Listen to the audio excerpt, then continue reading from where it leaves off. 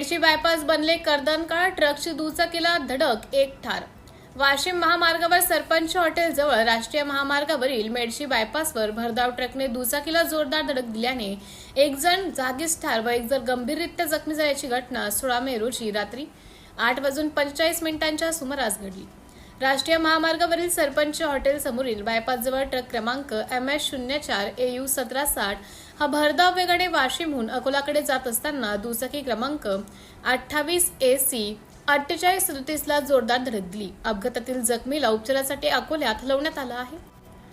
या दुर्घटनेत मालेगाव तालुक्यातील राजुरा येथील पुरुषोत्तम उर्फ बबन पंजाब राऊत वय वर्ष 32 हा गंभीर जखमी झाला असून सत्तारखा अलीरखा पठाण वय 35 वर्ष याचा मृत्यू झाला.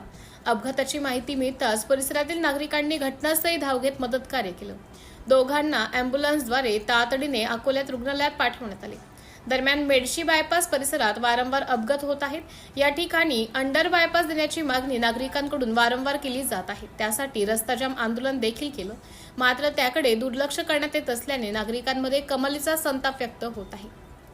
संबंधित विभागाने या ठिकाणी प्रभावी सुरक्षा उपाययोजना कराव्यात अशी मागणी ग्रामस्थांकडून करण्यात येत आहे. आतापर्यंत येथे 7 ते 8 निष्पाप नागरिकांचा मृत्यू झाला असून 2 डझनपेक्षा जास्त नागरिक गंभीररित्या जखमी झाले आहेत.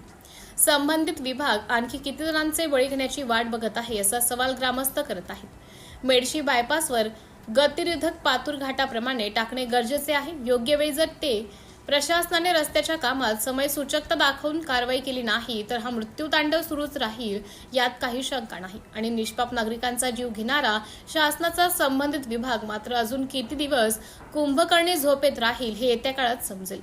सिटी इंडिया न्यूज साठी प्रतिनिधी सचिन साठे.